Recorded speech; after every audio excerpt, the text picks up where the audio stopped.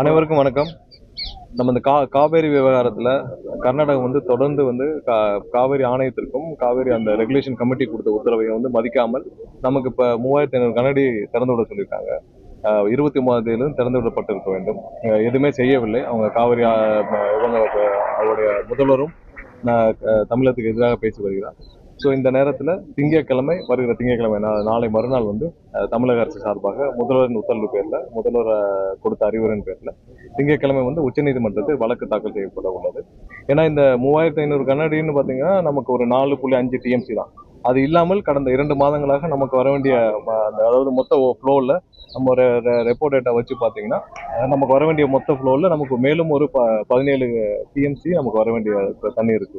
இது அனைத்திற்கும் சேர்த்து திங்கட்கிழமை உச்சநீதிமன்றத்தில் வழக்கு தாக்கல் செய்யப்பட உள்ளது. கண்டிப்பாக அனைவரும் அதற்கான அனைத்து ஆலோசனைகளையும் முடித்துவிட்டு இன்று முதல்வருடைய ஒப்புதலின் பேர்ல வருகிற திங்கட்கிழமை இந்த வழக்கு தாக்கல் செய்யும். அதாவது ஒரு விஷயம் எல்லாரும் புரிஞ்சுக்கணும். கர்நாடகாவில் இருக்கிற எல்லா கட்சிகளுக்கும் ஒரே நிலைப்பாடு என்னன்னா தமிழ்நாட்டுக்கு தண்ணி விடக்கூடாது. ஆனால் இங்க இருக்கிற கட்சிகளுக்கு என்ன பிரச்சனைனா ஏதாவது ஒரு வகையில தமிழக அரசு எந்த விதத்திலும் தண்ணீரை கொண்டு வரக்கூடாதுன்னு வேலை பார்க்குறாங்க. அதிமுக என்ன சொல்றாங்க, சட்டசபையில் இருந்த வரைக்கும் எல்லாரும் சேர்ந்து அதிமுக இருக்கிற அனைவரும் சேர்ந்து தான் அந்த தீர்மானம் நிறைவேற்றப்பட்டிருக்கு. அடுத்த 2 நாட்களுக்கு அப்புறம் திடீர்னு எங்க இருந்து ஞானம் அவர் நாள் தூங்கிட்டு இருந்த அதிமுக 2 நாள் கழிச்சு இல்ல நீங்க இந்த தீர்மானத்தை எடுக்கின்றாங்க. அதுக்கு எதிராக இப்ப போய் அவங்க உயர்நீதிமன்றத்துல வழக்கு தாக்கல் செய்யறாங்க. ஸோ அவங்களையும் அது இல்லாமல் அந்த தீர்மானத்தை கொண்டு வந்ததே அப்ப எதிர்கட்சி தலைவர் உதயநிதி தான். அவர் பார்த்து படிச்சாரா அவர் தான் தெரியல, அவருக்கு எதுவுமே தெரியல, யாரோ கொடுத்த படிச்சிருக்காரு. 2 நாள் கடைசி நாள் அந்த தீர்மானம் நிறைவேற்றப்படும் பொழுது அப்புறம் என்ன சொல்றாரு, நாங்க கொடுத்தோம் ஆனா நீங்க வேணும்னா எடுத்துக்கலாம் இல்லைன்னா வச்சுக்கலாம் அப்படிங்கிறாரு. ஸோ ஒவ்வொருத்தரும் ஒவ்வொரு நிலைப்பாடு. அவங்களுடைய மொத்த குறிக்கோளை எந்த வகையிலாவது முதல்வர் அவர்கள் இந்த இதுக்கு சுமூகமான தீர்வு கண்டுவிடுவாரோன்ற ஒரு பயத்துல தமிழகத்தில் இருக்கிற கட்சிகள் அனைத்தும் பாரதிய ஜனதா கட்சியோடு சேர்ந்து கொண்டு தமிழகத்திற்கு எதிராக செயல்பட்டு வராங்க. இவர்களை வைத்துக் கூட நீங்க எப்படி எதிர்கட்சி நீங்க ஒத்த கருத்துடன் நம்ம ஒரு கூட்டத்தை கூட்ட வேண்டும். நமக்கான தேவை நம்மளுடைய நீரை பெறுவதற்கு அதுக்கு தேவையான அனைத்து வழிவகைகளையும் முதல்வர் செஞ்சுட்டு வர்றாரு. எல்லா வகையிலும் ஆரம்பிச்சுட்டு வர்றாரு. இவங்க சட்டசபையில் இருக்கிற வரைக்கும் தீர்மானத்திற்கு அங்க எல்லாம் படிச்சு எல்லாம் பார்த்துதானே தீர்மானத்தை நிறைவேற்றாங்க. அப்ப திரு எடப்பாடி இருந்தாங்க முடிச்ச பிறகு 2 நாள் கழிச்சு எதிர்த்துட்டு நம்ம அதுக்கப்புறம் 2 நாள் சொல்லிட்டு இப்ப 2 நாளுக்கு முன்னாடி திடீர்னு போய் உயர்நீதிமன்ற வழக்கு தொடுத்தால் இவர்களை வச்சுக்கிட்டு எப்படி நீங்க அனைத்து கட்சி கூட்டத்தை கூட்டுவீங்க? நம்மளுடைய தேவை என்னன்னு நமக்கு தெரியும். ஸோ அதற்கான தேவை நம்ம சட்டசபையில அனைத்து கட்சிகளும் வைத்துதான் விவாதிச்சோம். அனைத்து கட்சிகளையும் வைத்துதான் விவாதிச்சு அனைவரும் சேர்ந்து முடிவெடுத்து தான் தீர்மானம் நிறைவேற்றப்பட்டோம். இப்போ அதுக்கு எதிராகவே நீங்க உயர்நீதிமன்றத்துல ஒரு கட்சி போய் நிக்குது, அதுவும் பாரதிய ஜனதா கட்சியோடு சேர்ந்து நிக்குது. அதுக்கு முதல் நாள் தான் பாஜகவுடைய ஒரு அமைச்சர் நமக்கு அவங்க மேகதாது அணை கட்டுறதுல எந்த இதுவும் கிடையாது, அவங்க கட்டுறதெல்லாம் கட்டலாம்னு சொல்றாரு. அதுக்கு அடுத்த நாளே அதிமுக போதுன்னா இவர்களை வைத்துக் கொண்டு எப்படி நீங்க அனைத்து கட்சி கூட்டத்துக்கு போறீங்க?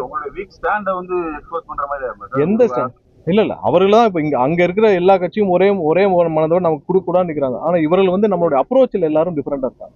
நம்ம என்ன அப்ரோச் எடுக்கணுமோ அந்த அப்ரோச்சில் தமிழக அரசு எடுக்க வேண்டும். நமக்கு தண்ணீர் பெறுவதற்கான பல அப்ரோச் இருக்கு. அந்த அப்ரோச்சில் இவர்கள் அனைவரும் ஆளுக்கு ஒரு ஸ்டாண்ட்ல இருக்காங்க. அப்படி எல்லாம் செய்ய முடியாது. கண்டிப்பாக தமிழக மக்களுக்கு என்ன தேவை அதுதான் முதல்வர் ஆராய்ந்து செயல்பட்டு இருக்காங்க. திங்கட்கிழமை இந்த வழக்கு தாக்கல் செய்யலாம். இவர்கள் எல்லாம் ஆளுக்கு ஒரு சில பேர் நமக்கு ட்ரிபுனல் வேணாங்கிறாங்க. வேண்டான்னு சொல்லி தீர்மானம் நிறைவேற்றப்பட்டு நிக்கிறாங்க. இதுல முரண்பட்டு நிக்கிற போது அவர்கள் ஆல்ரெடி அதுக்கு முரண்பட்டு வழக்கு தொடுக்கப்படுது. இல்ல நீங்க எப்படி கொண்டு வருவீங்க? நம்ம சட்டசபையில் எல்லாரும் எல்லா கட்சியும் சேர்ந்து விவாதிச்சு மொத்தமாக தானே ஒரு மனதாக தான் நிறைவேற்றப்பட்டது. ஸோ அதற்கு மேல என்ன இருக்கு? சட்டசபையில் ஒரு மனதாக நிறைவேற்றப்பட்ட தீர்மானத்துக்கு மேல திரும்ப என்ன அனைத்து கட்சி கூட்டம் அங்கேயே நிறைவேற்றப்பட்டது வாய்ப்பு இல்லை. இல்ல ஒரு மனதாக ஒரே குரலாக இருந்தால் பரவாயில்லை. இவர்களுடைய எண்ணம் எதுவோ இன்னைக்கு தமிழக அரசு முதல்வர் அண்ணன் விஜய் அவர்கள் எந்த வகையிலும் சுமூக தீர்வு கொண்டு வரக்கூடாதுன்ற எண்ணத்துல செயல்படும் இவர்களை வச்சு நீங்க அனைத்து கட்சி கூட்டம் காட்ட முடியாது. வெளிப்படைத்தன்மை அரசுல வெளிப்படைத்தன்மை இல்லைன்றாங்க. அங்க இருக்க முதல்வர் வர்றாருன்னு சொல்றாங்க, ஏற்பாடு பண்ணிருக்கோம், முதல்வர் வராருன்றாங்க. அதுக்கப்புறம் வர வேண்டாம், அதாவது சூழல் சரியில்லை அப்படின்னா தமிழக முதல்வர் அண்ணன் விஜய் அவர்கள் எல்லா வகையிலான இது சுமூக தீர்வு காரணம் உச்சநீதிமன்றத்தின் மூலமாகவும் அனைத்துக்கும் ஆராய்ந்து கொண்டிருந்தார். எல்லா வகையிலும் எந்த வகையிலாவது தமிழக மக்களுக்கு நன்மை வேண்டும் அது எல்லா முயற்சிகளும் கண்டிப்பாக எடுப்பார். இப்போதைக்கு அதுக்கான சூழ்நிலை இல்லை. ஸோ இப்போதைக்கு அதுக்கான முடிவுகள் இப்போதைக்கு இல்லை, சாத்தியக்கூறுகள் இல்லை. பட் எல்லா விஷயத்தையும் ஆராய்ந்து தான் அவர் இப்போ 1 மாசம் 2 மாசம் என்னென்ன இதுக்கு முன்னாடி இந்த முதல்வர் என்னென்ன முடிவு எடுத்தார்கள், இதுக்கு முன்னாடி ஒரு 30 வருஷம் முன்னாடி என்னென்ன மாதிரியான முடிவுகள் எடுக்கப்பட்டுச்சு, எப்படி இதுக்கு தீர்வு காணப்பட்டுச்சு, அனைத்தையும் ஆராய்ந்து தான் ஒவ்வொரு இடத்துலையும் முடிவெடுத்துட்டு இருக்கிறார். அதன்படிதான் வந்து இப்போதைக்கு கர்நாடகா செல்வதற்கான எந்த சாத்தியக்கூறும் இப்போதைக்கு இருப்பதாக தெரியவில்லை. பட் அப்படி ஏதாவது இருக்கும் பட்சத்தில் முதல்வர் வந்து முடிவெடுத்து அனௌன்ஸ் கூட்டணி கட்சியாவது கூட்டு ஒரு ஆலோசனை போட்டுக்கலாமே.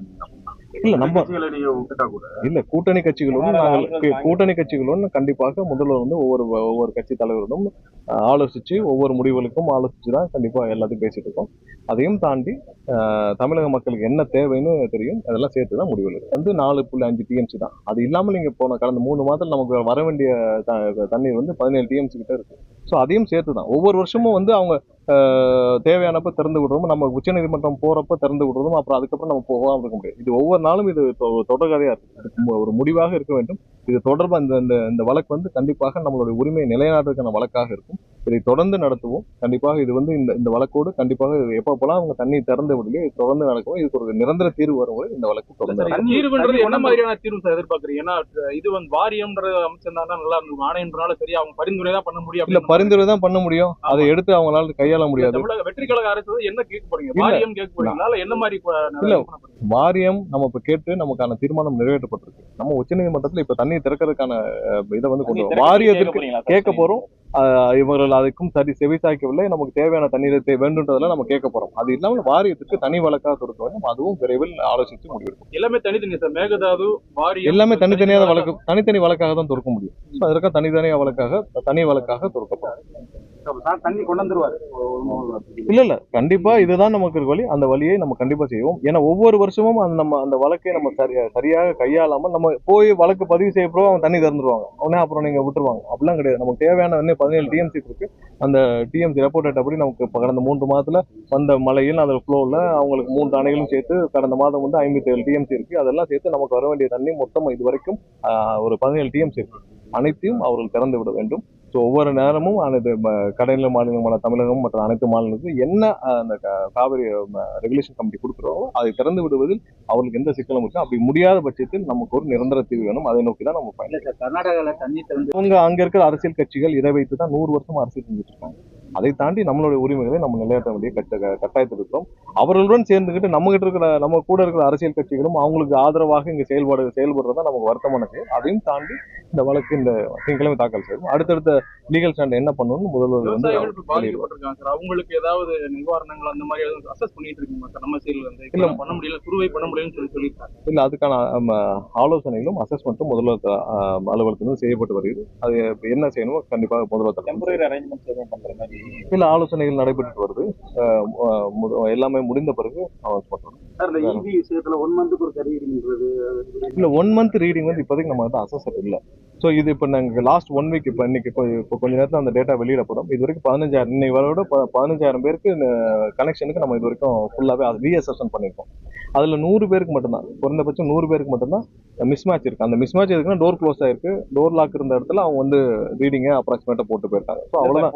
15,000 கனெக்ஷனை வேலிடேட் பண்ணதில் நீங்கள் வந்து நமக்கு 100 பேருக்கு தான். மீதி அதே மாதிரி 3,70,000 இதெல்லாம் சஸ்பீஷியஸ், அதாவது அதிகமாக வந்த மாதிரி 3 மடங்கு 4 மடங்கு இருக்கிறதெல்லாம் எடுத்து மின்சார வாரியம் அவர்களாகவே வந்து இந்த ரீஅசஸ்மெண்ட் தொடர்றாங்க. ஏன்னா நிறைய சமூக ஊடகங்கள்ல பத்திரிகையில வந்த செய்தியின் அடிப்படையில் வந்தது. எங்கேயுமே கம்ப்ளைண்ட் வரல, அதாவது இவ்வளவு கம்ப்ளைண்ட் வரல.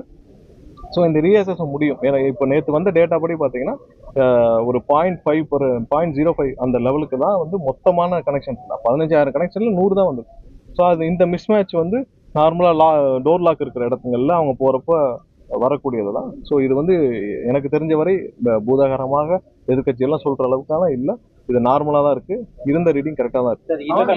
மின் கட்டணம் உயர்த்தப்படவே இல்லை, எங்கேயுமே உயர்த்தப்படல. எல்லாமே டிஜிட்டலைசேஷன். எங்கேயுமே இல்ல 200 யூனிட் வந்து இன்கிரீஸ் ஆயிருக்கு. இல்ல 200 யூனிட் ஃப்ரீங்கிறது எந்த மாற்றமும் இல்லை. எல்லாமே டிஜிட்டலைஸ்டு. எந்த இடத்துல உயர்த்தப்படவில்லை. உங்களுக்கு மின் கட்டணம் வந்து இப்போ 200 யூனிட் வந்து நீங்க 1800 யூனிட் கன்சம்ஷன் இருக்கப்போ 200 யூனிட்டுக்கு நீங்க ஒரு 200-300 ரூபாய் கட்டிட்டு இருந்துச்சு. ஸோ அதே இதில் நீங்க வந்து 1800 யூனிட் போறப்போ 16,000 17,000. ஸோ அந்த ஒவ்வொரு ஸ்லாப் டாரிஃபுக்குரிய சேஞ்சஸ் தான் தவிர்த்து எங்கேயுமே உயர்த்தப்படவில்லை.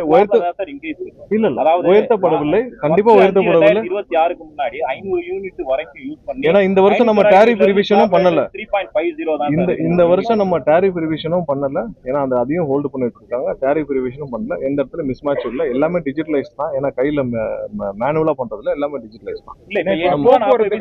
கட்சி கொடி எல்லாம் வந்து முதல்ல அது அந்த இன்டென்ஷன்லாம் பண்ணலாம். அந்த கழகத்துல அவங்களுக்கு என்ன எப்படி மக்களுக்கு ஐடென்டிஃபை பண்ண முடியுமோ, எந்த மாதிரியான கலர் வந்தா மக்களுக்கு ஈஸியாக ஐடென்டிஃபை பண்ண முடியுமோ அந்த மாதிரி தான் அவங்க பண்ணிட்டு இருக்காங்க. ஏன்னா ஒரு பிங்க் கலர் இது பண்ணாங்க முன்னாடி, அது அந்தந்த இதுல அவங்க வந்து இப்போ அந்தந்த துறையில அவங்க எப்படி வேணுமோ பண்ணிட்டு இருக்காங்க. நீங்க வந்து இன்னைக்கு முதல்வர் வந்து இப்போ கவர்மெண்ட் பஸ்ல இந்த மாதிரி ஒரு கலரை போட்டு இப்போ இதுதான் வந்து சின்னம் போய் சேரணுமா? இன்னைக்கு இப்போ எங்களுடைய கட்சி சின்னம் வந்து அனௌன்ஸ் பண்ணி ஒரு ஒரு 5 நிமிஷத்துல உலகம் முழுசா இல்ல உதயநிதியா, 2 பேர்ல யாரு முன்னெடுக்கிறா சொல்லுங்க. ஸ்டாலினுக்கும் என்ன நடக்குன்னு தெரியாது, உதயநிதிக்கும் என்ன நடக்குன்னு தெரியாது, அவங்க கட்சியிலயும் என்ன நடக்குன்னு தெரியாது. இவங்க 2 பேரும் ஊர்ல இருக்காங்கன்னே தெரியாது. இவங்க 2 பேர்ல யாருமே முன்னெடுக்கல. வேற யாராவது ஒருத்தவங்க சைட்ல சொல்லுவாங்க, அவங்க எல்லாம் எடுத்துக்க வேண்டாம். சார் இன்னும் மின்தடை இருக்கு சார், மின்தடை இன்னும் இருந்துட்டே இல்லை. இருக்கு. மதுரையில இன்னும் சின்ன சின்ன இடத்துல அந்த டிரான்ஸ்ஃபார்மர் ஃபெயிலியர்ஸ் இருக்கு, சரி சரி வேலை வந்து டேரிஃப் வந்து இல்ல என்னென்ன சாத்தியக்கூறுகள் இருக்கோ நிதி ஆராய்ச்சி கண்டிப்பா என்ன சாத்தியக்கூறுகள் இருக்கோ கண்டிப்பா அனைத்து செய்யப்படும். டேரிஃப் சேஞ்ச் இருக்கு சார். அதை பத்தி எனக்கு 500 ஒரு யூனிட் வந்து 340 இருந்து 8 ரூபா 40 பைசா வருது. அந்த அது ஸ்பெசிஃபிக்கா கொடுங்க. அதான் சார் 340 இருந்து 840 ரூபா வருது. ஸ்பெசிஃபிக்கா கொடுங்க, செக் பண்ணலாம். சார் வேளாண் மின் இணைப்பு கூட இன்னும் விவசாயிகள் காத்திருக்காங்க. வேளாண் மின் இணைப்புக்கு இன்னும் வேளாண் விவசாயிகள் மின் இணைப்பு பத்தி ஒன்று சொல்லிடுறோம். அப்புறம் 2013 இருந்து இந்த அப்ளிகேஷன்ஸ் எல்லாம் பெண்டிங்ல இருக்கு வேளாண் மின் இணைப்புல.